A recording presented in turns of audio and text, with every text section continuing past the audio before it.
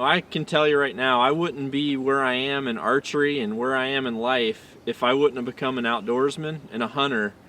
And I owe that to three people: my dad, my uncle, and my grandpa, the one that we called Poppa.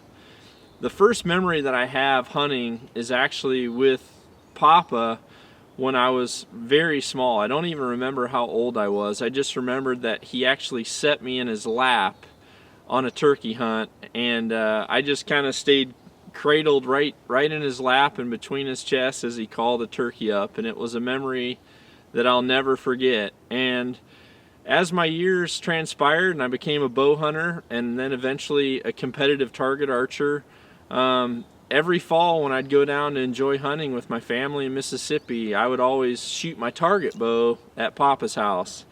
And he knew that I loved archery, and one day he came out and he gave me this bow that he had handcrafted himself. It's not much, but from a man that retired as a forester, lived in the woods his entire life looking at trees, this is a longbow that he made out of a piece of hickory that was on my mom and my uncle's homestead where they grew up.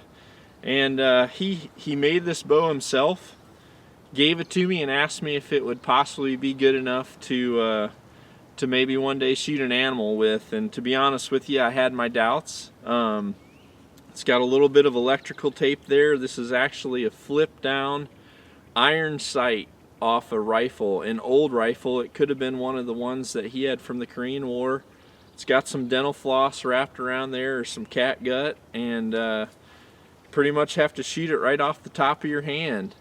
I've made a string for it myself. I built this string, and this episode is going to be dedicated to those who get people into the outdoors, and it's going to be dedicated to Poppa. And I'm going to hopefully use my last turkey tag of the season to fulfill something that he asked me to do a long time ago. So this last hunt is going to be dedicated to all you out there who got someone involved, who changed someone's life. And hopefully this is going to be a perfect conclusion to a great season for Knock On, and just a great story with the man that built me a bow before he passed. This one's for you, Poppa.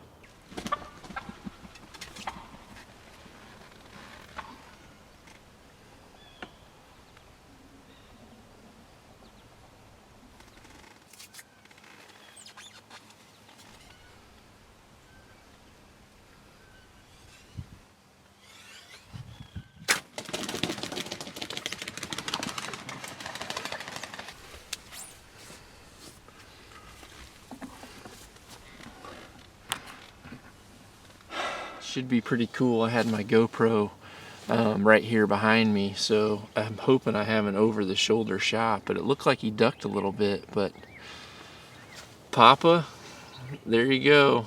I'm sure you had some guidance on that arrow, but you know, this is one of the memories that I remember that you had with me, is watching me shoot my bow in the yard. And you made me this. I wasn't too sure about it when you first gave it to me, but it works pretty good, buddy. Thanks a lot. Well, there's good news and there's bad news. The good news is I found my bird. The bad news is some coyotes found him as well. I decided to give him plenty of time. Went ahead and went back to camp, came back out here, and the coyotes had found my bird.